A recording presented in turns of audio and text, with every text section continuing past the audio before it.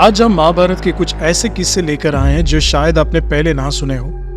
क्या आपको पता है महाभारत का युद्ध समाप्त करने के लिए बाबरिक ने अपने सर भगवान श्री कृष्ण को बलिदान में क्यों दिया था? या फिर अश्वत्थामा, जिनकी शक्ति और श्राप से जुड़ी है कुछ अनसुनी कहानी। और क्या आपको पता है जामवन और श्री कृष्ण का एक मणि के कारण आपस में लड़ाई हुई थी? इन सारी कहानियों को एक साथ जोड़कर आज हम आपको महाभारत के कुछ अनसुने किस्से सुनाएंगे, जिसे सुनकर आपके होश उड़ जाएंगे। बाबरिक, जो खातू श्याम के नाम से भी जाने जाते हैं, भीमा और हिदामा के पोते थे और घटोत्कचा और अहिलावती के बेटे थे। बाबरिक महाभारत के एक महत्वपूर्ण कैरेक्टर थे। बाबरिक ने अपनी दादी हिदामा से आध्यात्मिक ज्ञान प्राप्त किया था। उनका बचपन से ही भगवान से गहरा समर्पण था।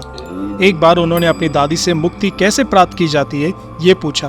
उनकी दादी ने उन्हें दो रास्ते बताए, पहला भगवान पर ध्यान लगाकर और दूसरा भगवान के हाथों में मरकर।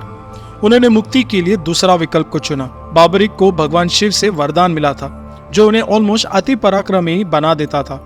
उन्हें एक धनुष और 3 तीर दिए गए थे और ये 3 तीर की इतनी पावर है कि वो एक ही क्षण में युद्ध को समाप्त कर सकते थे। पर इस 3 तीर का प्रयोग करने पर कुछ लिमिटेशंस भी थी। बट इसको यूज करने के लिए उन्होंने अपने माता से 2 प्रॉमिस किए थे। पहला कि वो इसे अपने पर्सनल रिवेंज के लिए उपयोग नहीं करेंगे। दूसरा, वो हमेशा किसी भी युद्ध में कमजोर पक्ष के लिए ही लड़ेंगे। जब बाबरिक को पता चला कि पांडव और कौरव के बीच युद्ध होने वाला है तो उन्हें देखना था कि महाभारत युद्ध कैसा होता है। उन्होंने अपने माँ को वादा किया था कि अगर उन्हें युद्ध में हिस्सा लेना पड़ेगा तो वो उस पक्ष को ज्वाइन करेंगे जो हार रहा हो। अपने नीले घोड़े पर बैठकर 3 तीर और धनुष लेकर युद्ध के मैदान में चले गए। तभी भगवान कृष्ण ने एक ब्राह्मण के रूप में उन्हें रोककर उनके बल का परीक्षण किया। उन्होंने पूछा कि युद्ध को समाप्त करने में कितने दिन लगेंगे, तो बाबरिक ने कहा कि 1 ही मिनट में वो युद्ध को समाप्त कर सकते हैं। इसे सुनकर वो हैरान रह गए क्योंकि बाकियों ने युद्ध समाप्त करने के लिए काफी दिन बताए थे। भगवान कृष्ण ने उनसे कहा कि ये पीपल के पेड़ के पत्तों को उनके तीर से छेद करो। बाबरिक ने ब्राह्मण की आज्ञा के अनुसार ध्यान लगाया और एक ही तीर ने सब कुछ किया। बट भगवान कृष्ण ने अपने पैरों के नीचे एक पत्ते को छुपा दिया था। तब तीर ने सब पत्तों को छेदने के बाद सीधे कृष्ण के पांव की तरफ गया। ये देखकर भगवान कृष्ण प्रभावित और आश्चर्यचकित हुए। उन्होंने उनसे पूछा कि वे पांडव और कौरव के बीच कौन सा पक्ष चुनेंगे, तो उन्होंने सीधे कहा कि उन्होंने कमजोर पक्ष को चुनने का वादा किया है, इसीलिए वो पांडव पक्ष को चुनेंगे। लेकिन कृष्ण ने कहा कि अगर वो पांडव पक्ष में होंगे तो कौरव कमजोर होंगे, इसीलिए वो कौरव पक्ष को भी चुनेंगे। ऐसे में वो दोनों पक्षों के बीच स्विच करते रहेंगे और ऐसा करने से युद्ध कभी समाप्त ही नहीं होगा। भगवान कृष्ण ने फिर उन्हें समझाया कि युद्ध से पहले सबसे बहादुर क्षत्रिय का सर बलिदान किया जाना चाहिए युद्ध मैदान को पूजने के लिए, और वो बाबरिक को क्षत्रियों में सबसे बहादुर मानते हैं, इसीलिए उनसे उनका सर दान में मांगा। अपने वादे को पूरा करने और श्री कृष्ण के आदेश का पालन करते हुए बाबरिक ने उन्हें अपना सर दान में दे दिया। उनका भगवान के हाथों में मरकर मुक्ति प्राप्त करने का सपना भी साकार हुआ। अपने सर देते वक्त उन्होंने एक शर्त रखी कि वो पूरा युद्ध देखना चाहते हैं। फिर भगवान श्री कृष्ण ने उनका सर एक पर्वत पे ऊपर रखा जिससे बाबरिक को पूरा युद्ध दिख सके। युद्ध समाप्त होने के बाद पांडव आपस में अपने आप को सबसे बड़ा योद्धा कौन है इस पर विवाद कर रहे थे। भगवान कृष्ण ने पांडव को सलाह दी कि बाबरिक के सर से पूछे कि कौन सबसे बड़ा योद्धा है, क्योंकि उसने पूरा युद्ध देखा था। इस पर बाबरिक ने जवाब दिया, मुझे सिर्फ 2 चीजें दिखाई दी। पहला, एक दिव्य चक्र जो युद्ध मैदान में घूम रहा था और सबको मार रहा था जो धर्म के पक्ष में नहीं थे, और दूसरा देवी महाकाली जो युद्ध मैदान पर अपनी जीभ को फैलाकर सब पापियों को अपने यज्ञ में समर्पित कर रही थी। इस पर पांडवों ने समझा कि असल में ये भगवान नारायण और देवी महामाया थी जो दुनिया को अधर्म से शुद्ध कर रहे थे और पांडव बस एक साधारण इंस्ट्रूमेंट्स थे। अश्वत्थामा, जो द्रोणी के नाम से भी जाना जाता है, महाभारत में एक महत्वपूर्ण कैरेक्टर है। वो द्रोण और कृपि के बेटे और मुनि भरद्वाज के पोते थे। अश्वत्थामा एक शक्तिशाली महारथी थे जो कुरुक्षेत्र युद्ध में पांडव के खिलाफ कौरव की तरफ लड़े।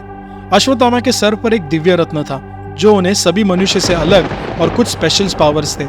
उन्हें भूख, प्यास, थकान, बुढ़ापा, बीमारियां, शास्त्र और देवताओं से बचाता था। अश्वत्थामा की सबसे प्रसिद्ध क्रियाओं में से एक कुरुक्षेत्र युद्ध के 18वें दिन रात को एक अकेले ही पांचाला सेना को एक ही बार में नष्ट कर दिया। युद्ध के बाद उन्होंने उत्तरा के गर्भ में होने वाले परीक्षित का वध करके पांडव वंश को समाप्त करने की कोशिश की। इस क्रिया के लिए भगवान कृष्ण ने उन्हें श्राप दिया कि वो हमेशा दुख भोगते रहेंगे और अंतकाल तक पृथ्वी पर भटकते रहेंगे, और इस प्रकार से वो वन ऑफ द 7 चिरंजीव बने जो कलयुग खत्म होने तक जीवित रहेंगे। अगर आपको बाकी के भी 7 चिरंजीव के बारे में जानना है तो आप इस वीडियो को जाकर देख सकते हैं। जाम्बवन, जो जाम्बवता के नाम से भी जाने जाते हैं, हिंदू धर्म ग्रंथों में एक महत्वपूर्ण कैरेक्टर है जो रामायण और महाभारत दोनों में प्रकट होते हैं। उन्होंने अधिकांश रूप से भालू के राजा के रूप में जाना जाता है। उनका जन्म भगवान ब्रह्मा के यौन से हुआ था। कहा जाता है कि उनका जन्म सागर मंथन के समय हुआ था। रामायण में जाम्बवन ने रामा को उनकी पत्नी सीता को राक्षस राजा रावण से बचाने में मदद की थी। उन्होंने हनुमान को उनके प्रसिद्ध लंका के छलांग लगाने से पहले उनको असली शक्तियों का एहसास कराया था। महाभारत में जाम्बवन और भगवान कृष्ण का एक बार आमना सामना हुआ था। एक शेर ने प्रासेना का वध किया और श्याम तक मणि को ले लिया, जो बाद में जाम्बवन ने शेर का वध करके वापस लिया। सत्यजीत नाम का एक अमीर ने जब भगवान कृष्ण पर अपने श्याम तक मणि चुराने का दावा किया, बट भगवान कृष्ण वास्तव में दोषी नहीं थे। उन्होंने उस मणि को खोजने और सत्यजीत को सौंपने का फैसला किया। उसे ढूंढते ढूंढते वो एक गुफा के अंदर पहुंच गए और ये गुफा जाम्बवत की थी। वहां उन्होंने देखा कि एक लड़की जाम्बवती उस मणि से खेल रही थी। तभी भगवान कृष्ण ने उस मणि को उस लड़की से छीना। फिर इस लड़की ने इस कृत्या की शिकायत उसके पिता जाम्बवत से की और उन दोनों के बीच उस मणि के लिए लड़ाई शुरू हो गई। लेकिन जब जाम्बवत ने भगवान कृष्ण को विष्णु के अवतार के रूप में पहचाना तो वो अपने घुटनों पर झुक गए और अपनी बेटी से शादी करने के लिए कहा और भगवान कृष्ण को वो मणि उपहार में दी। तो ये थी महाभारत की कुछ अनसुनी कहानी, द अनसंग हीरोज। कमेंट करके जरूर बताइए कि ये वीडियो आपको कैसी लगी। अगर आपको ये वीडियो पसंद आई है तो इसे लाइक करने के साथ साथ अपने फ्रेंड्स और फैमिली के साथ जरूर शेयर करिए और इस चैनल को सब्सक्राइब कीजिए। मिलते हैं अगले वीडियो में, तब तक के लिए धन्यवाद। हर हर महादेव।